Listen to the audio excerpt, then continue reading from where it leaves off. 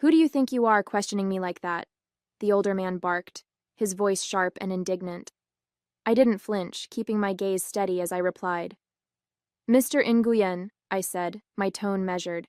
I'm here to help you, but if you want my help, I need the whole picture, every detail. He exhaled sharply, his pride clearly bruised, but he didn't argue further. For a moment he looked away, shaking his head. My name is Danielle, which is the name I chose for myself when I was a kid. I'm a 30-year-old attorney. I never carried my family last name. I created my own. I built my career on resilience, channeling the pain of my past into a drive to succeed. When I was 6 years old, my parents abandoned me at an orphanage, leaving me to piece together a life without them. They walked away without a second glance, leaving me to wonder what I had done wrong, why I wasn't enough. Now, decades later, the very people who discarded me are sitting in my office, begging for legal counsel, and they have no idea who I am. I was 6 years old the last time I saw them. My mom had dressed me in my nicest outfit that morning, a yellow dress with little white daisies, and told me we were going somewhere special. I remember holding her hand tightly as we walked into the orphanage, the bright sunlight outside contrasting with the dimly lit hallways inside. The air smelled of cleaning supplies and something else I couldn't place, something cold, like emptiness. She knelt down in front of me, brushing a strand of hair from my face. You'll love it here, she said, her voice soft but hollow. They'll take such good care of you. I didn't understand what she meant. When are you coming back? I asked, my small hands clutching hers. She hesitated, her eyes darting away before she forced a smile. Soon, sweetheart. Be good, okay? I didn't cry as she walked away. I just stood there, staring at the door, waiting for it to swing open again. But it didn't. Hours passed, and then days, before I realized she wasn't coming back. That was the day I learned what it meant to be alone. The orphanage became my world, a place where I quickly learned that survival meant toughness. I stopped asking why my parents didn't come back. The other kids didn't want to hear it, and the caretakers didn't have answers. Instead, I focused on what I could control, my studies. Books became my escape, a place where I could lose myself in stories far from the sterile walls of the orphanage. I promised myself I'd be better, smarter, stronger than anyone who thought I wasn't worth keeping. But the nights were the hardest. Alone in my bunk, I'd stare at the ceiling, wondering what I had done to make them leave me. Did I cry too much? Was I not helpful enough? Every question became a fuel for the fire inside me, a fire that burned to prove, even if only to myself, that I was enough. I would show them. Somehow, some way, I would show the world that I wasn't the useless girl they thought I was. It wasn't until years later that I learned the truth about why they left me there.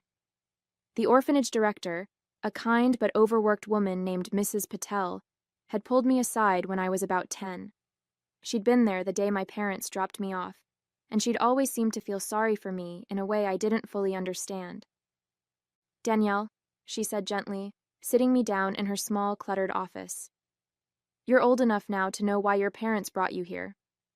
Her voice was kind, but her words hit like a knife. Your parents. They came from a very traditional background. When your little brother was born, they believed it was their duty to focus all their attention and resources on him, as the family's heir. I stared at her, the words sinking in like stones.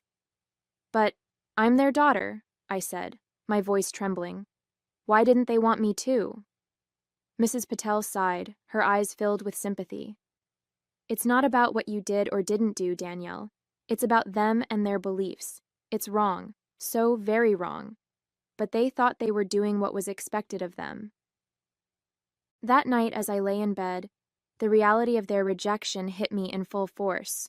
They hadn't left me because of anything I did. They left me because of who I was, a girl who to them wasn't worth keeping. After that conversation, something in me shifted. I stopped asking why they left and started focusing on what I could do to move forward. The rejection that once crushed me became my fuel. At school, I threw myself into every subject, determined to be the best. I stayed late to read in the library, poring over books that stretched my imagination and taught me about a world far bigger than the orphanage. By the time I was 16, I was winning academic competitions and earning recognition from teachers who saw my potential. Danielle, one of them told me, "You could go far. You just need the right opportunities." Those words planted a seed of hope in me. I started applying for scholarships with a single goal in mind: to get into a good university and prove to myself that I could rise above the circumstances I was born into.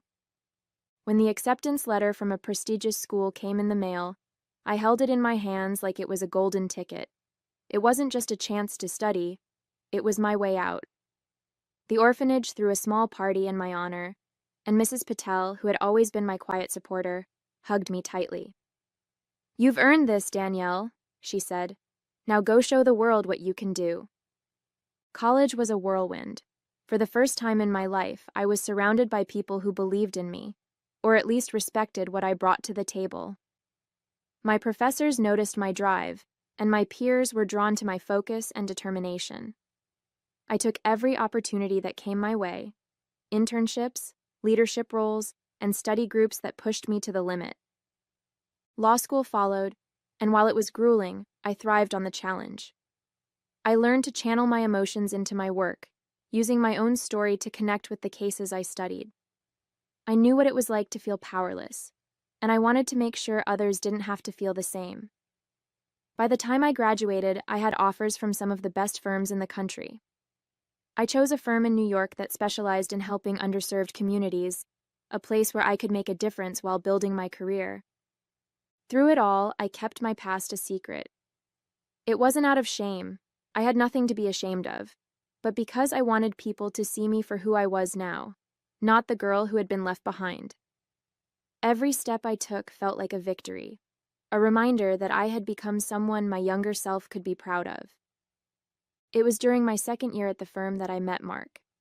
He was one of the attorneys on a joint case we worked, a complicated mess involving housing rights. At first, he was just another name in a sea of professionals, but as the weeks went on, I couldn't help but notice his warmth and sharp sense of humor. He had a way of making even the most stressful days feel a little lighter. Our relationship started slowly, almost unintentionally. Late nights at the office turned into shared dinners, and casual conversations about work became deeper talks about life. I was hesitant at first. I'd spent so long building walls to protect myself that letting someone in felt risky. But Mark was patient, never pushing me to share more than I was ready to. One night after we'd won the case, he walked me home. "You know," he said as we stood by my apartment door, "I think you're the most driven person I've ever met, but sometimes it's okay to let someone else carry a little of that weight."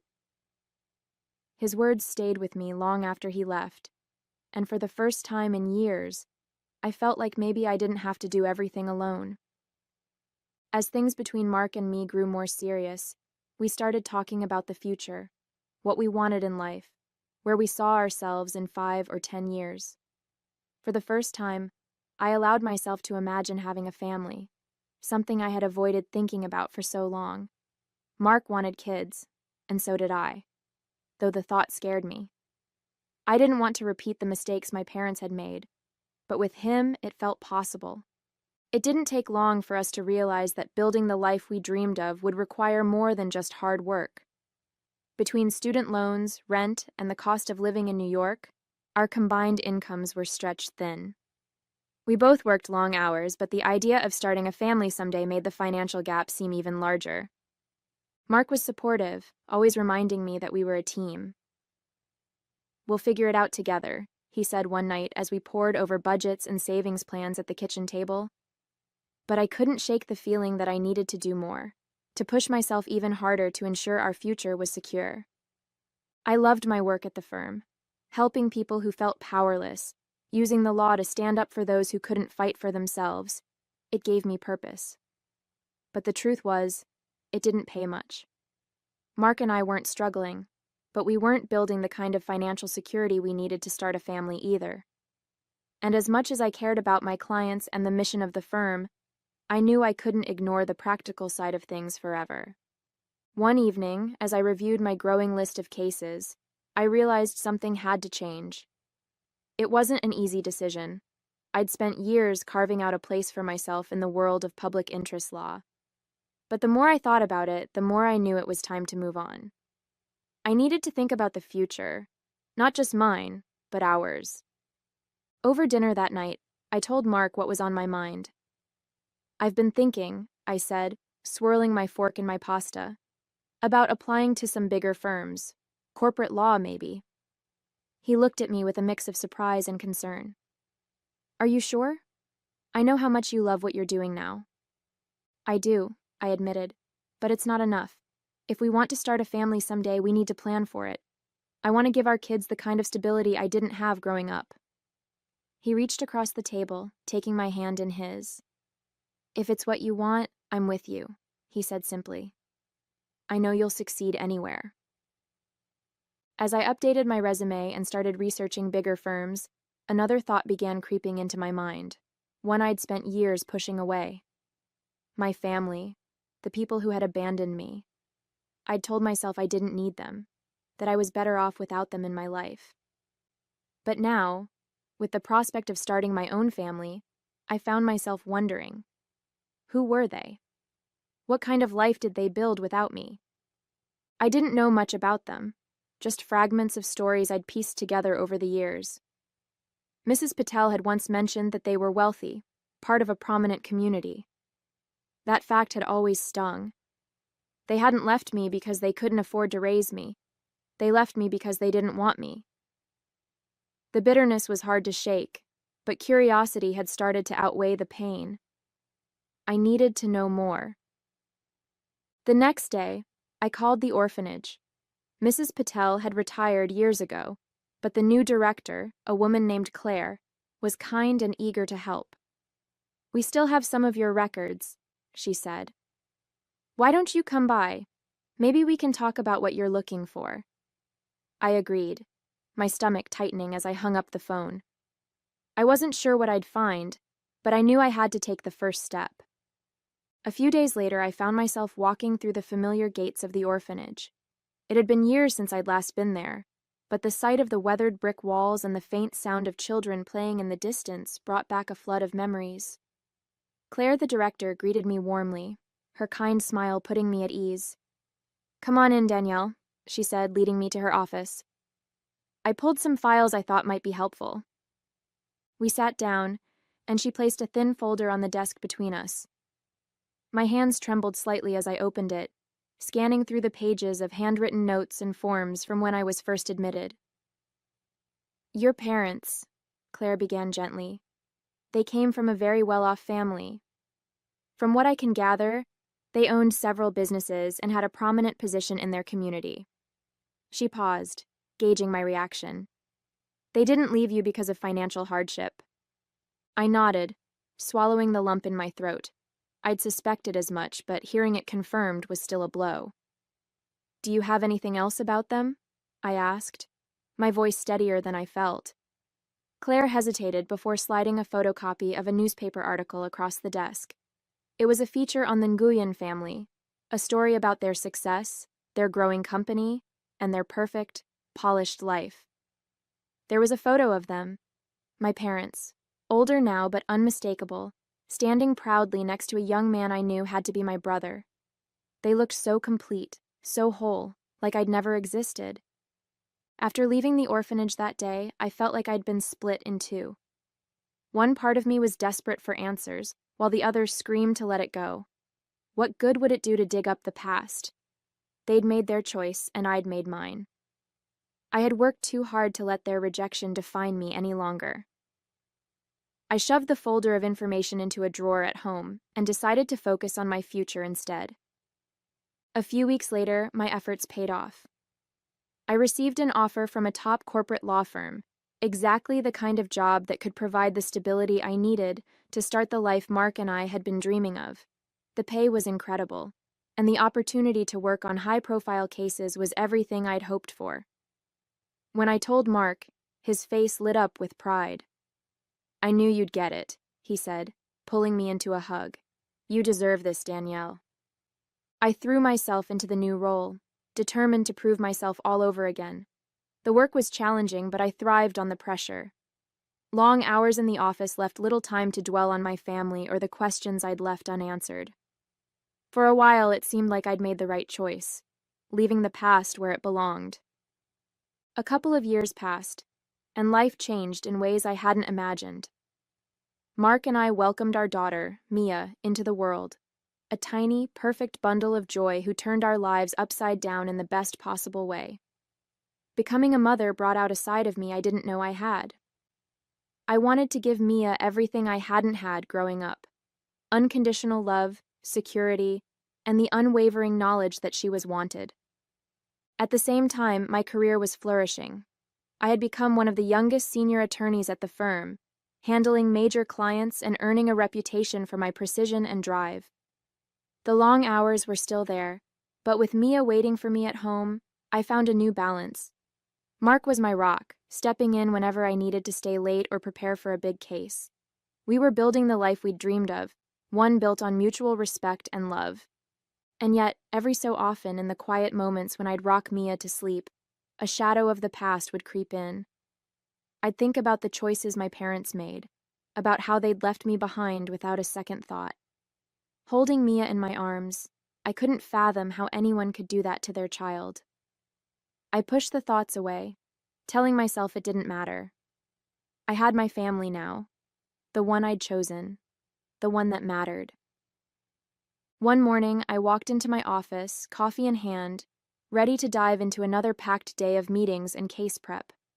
My assistant knocked lightly on the door just as I was sitting down. "Danielle," she said with a bright smile, "Mr. Roberts wants to see you in his office. He said it's about a new client." I set my coffee down and straightened my blazer, curiosity piqued. New clients were always an exciting challenge, and I prided myself on being the firm's go-to for high-stakes cases. As I stepped into Mr. Roberts' office, he looked up from a stack of papers and gestured for me to sit. "Good morning, Danielle," he began, leaning back in his chair. "We've taken on a significant new client. It's a bit of a complicated case. Financial mismanagement, lawsuits, potential bankruptcy, high profile but discreet. And I think you're the right person for the job." He slid a file across the desk toward me. "This one's all yours." I picked up the folder and flipped it open, scanning the top page. The name at the top made my heart stop.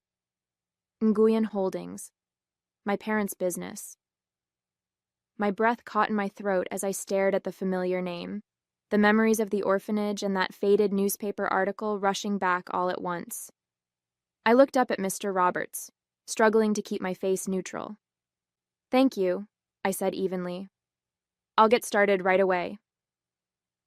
I walked back to my office in a daze, clutching the folder like it might vanish if I let it go. My mind raced, a whirlwind of emotions I couldn't quite pin down. Anger, confusion, curiosity. They all swirled together, leaving me breathless. I closed the door behind me and sat down at my desk, staring at the name on the file. Nguyen Holdings, my parents' company. For a long time, I didn't move. I just sat there, torn between the instinct to shove the file into a drawer and forget it existed, or to dive into every detail and see how far they'd fallen. What were the odds that after all these years they'd end up in my office needing my help? The bitter irony wasn't lost on me. I'd spent my whole life trying to forget them, and now they were here, on paper at least, intruding on the life I'd built for myself. After a moment of hesitation, I opened the folder. If I was going to handle this case, or decide not to, I needed to know exactly what I was dealing with. The first few pages outlined the basic facts. Nguyen Holdings was teetering on the brink of bankruptcy, entangled in multiple lawsuits from creditors, partners, and even former employees.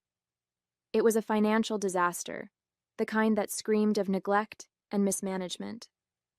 As I delved deeper into the documents, one name kept appearing: Bao Nguyen, my brother, the special one, the golden child they'd chosen over me. Apparently, he'd been handed the reins of the company a few years ago and had driven it straight into the ground. Misguided investments, failure to adapt to market trends, and reckless spending had left the business in shambles. Every page I read felt like a punch to the gut. I leaned back in my chair, letting out a shaky breath. It was almost poetic, really. The family that had thrown me away to prioritize their son now sat on the edge of ruin because of him. And here I was, their last hope, the one person who could potentially save them. The irony was as sharp as a blade, cutting through the whirlwind of emotions swirling inside me. That evening, I walked through the door, still holding the folder like it might slip through my fingers. Mark was in the kitchen, bouncing Mia on his hip while stirring a pot on the stove. The smell of dinner should have been comforting, but I felt too unsettled to notice. "You're home early," he said with a warm smile, glancing at me. "Everything okay?" I hesitated, placing the folder on the counter. "Not really," I admitted. "There's something big I need to tell you." He immediately set Mia down in her playpen and turned to face me, concern etched on his face. "What's going on?" I took a deep breath and told him everything: the new client, the name on the file, and the history I'd spent so many years trying to leave behind. As I spoke, his expression shifted from surprise to disbelief and finally to understanding. "So, let me get this straight," he said, his voice calm but deliberate. "The family who abandoned you is now sitting in financial ruin, and their survival depends on you?" "Pretty much," I said, crossing my arms and leaning against the counter. "It's surreal, isn't it?" Mark shook his head, his brow furrowed.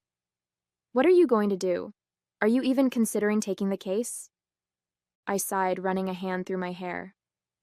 "I don't know yet," I admitted, "but I can't just ignore it. I think I need to meet with them, see what they're like now. Maybe it'll help me figure out what to do." Mark nodded slowly, leaning against the counter across from me. "That's fair. You've always been the kind of person who faces things head-on. Just promise me one thing." "What's that?" I asked, meeting his steady gaze. "Do what's best for you," he said. "Not for them, not for anyone else. You don't owe them anything, Danielle. If you decide to take this case, it has to be on your terms." His words hit me hard, but I nodded. "I'll keep that in mind," I said quietly. "The meeting's tomorrow. After that, I'll decide." Mark walked over and pulled me into a hug, his arms a steady anchor against the storm of emotions swirling inside me. "No matter what you choose," he murmured, "I've got your back." The next morning, I sat at my desk, staring at the phone for what felt like an eternity. My assistant had already reached out to Nguyen Holdings to arrange the meeting, and they'd agreed almost immediately. Now all that was left was to confirm the time. I took a deep breath, picked up the receiver, and dialed. A woman's voice answered on the other end. "Nguyen Holdings, how may I direct your call?" "This is Danielle from Cross & Roberts," I said, keeping my tone professional. "I'd like to confirm the meeting scheduled for tomorrow with Mr. Nguyen." "Of course," she replied cheerfully. "Mr. Nguyen and Mr. Bao Nguyen will be there at 11 a.m. Does that work for you?" My grip on the phone tightened at the mention of Bao's name. "Yes, that works perfectly," I said, forcing my voice to stay steady. "Thank you." As I hung up, my stomach churned. The meeting was set. In less than 24 hours, I'd be sitting face to face with the family who'd left me behind. I leaned back in my chair, exhaling slowly. No matter how this meeting went, I knew one thing. I was ready to face them. That night, sleep didn't come easily. I tossed and turned, staring at the ceiling as my mind raced with every possible scenario. What would I say? How would they react? Would they even recognize me? Every time I closed my eyes, their faces from that newspaper article flashed in my mind. Older, but unmistakable. By the time my alarm went off, I felt like I hadn't slept at all. The next morning, I got ready with a focus that was almost robotic, carefully selecting a sleek black suit and pulling my hair into a neat bun. I wanted to project confidence, even if I felt anything but. As I walked into the conference room at 10:50 a.m., I gave myself one last mental pep talk. You've faced tougher challenges, Danielle. You can do this. At exactly 11 a.m., the door opened and they walked in. My father was first, looking every bit as proud and authoritative as I remembered. Behind him was Bao, his features sharper than in the photos but still carrying that same air of privilege. Neither of them gave me a second glance as they approached the table. Ms. Danielle, thank you for meeting with us, my father said, extending his hand. His voice was polite, professional, and utterly devoid of recognition. I shook his hand firmly, my own composure flawless. Of course, I replied evenly. Please, have a seat. As they settled into their seats, I opened the folder in front of me, flipping through the pages with deliberate calm. Let's get right to it, I said, my tone sharp and professional. From what I've reviewed so far, Nguyen Holdings is in a precarious financial situation. Years of mismanagement, reckless investments, and mounting lawsuits have left the company on the brink of bankruptcy. I just couldn't resist. My father stiffened, his face flushed, and I could see the pride and anger building behind his composed exterior. Finally, he snapped. Who do you think you are questioning me like that? He barked, his voice echoing through the room. For a moment, I just stared at him, the weight of his words sinking in. He had no idea. No idea who I was. No idea that the person sitting across from him was the same little girl he deemed unworthy all those years ago. And now I'm here, sitting across from the man who left me behind, demanding my help. Part of me wants to laugh at the absurdity of it all. Another part of me wants to scream. He doesn't even recognize me. He doesn't see the person I've become, the person who's now in control of what happens next. So I'm asking you, what would you do if you were me? Would you confront him here and now, rip off the mask and force him to see the truth? See who the person he abandoned has become? Would you take the case and show him that I'm stronger than he ever gave me credit for? Or would you walk away, leaving him to deal with the mess he and his golden child created? And then there's another thought that keeps creeping in. Should I ruin their lives for good? Should I let their empire crumble and watch them feel the pain they once made me endure? Is that justice? Is that revenge? I don't know anymore. All I know is that whatever I decide will change everything. Let me know your thoughts in the comments. I'm still deciding, and maybe your perspective will help me figure out how this story ends. Hey there! Did you like the story? If you did, don't forget to hit the like button and subscribe to the channel. It helps us a lot and makes sure you won't miss out on more great stories we share here. Thank you for watching, and we'll see you in the next one.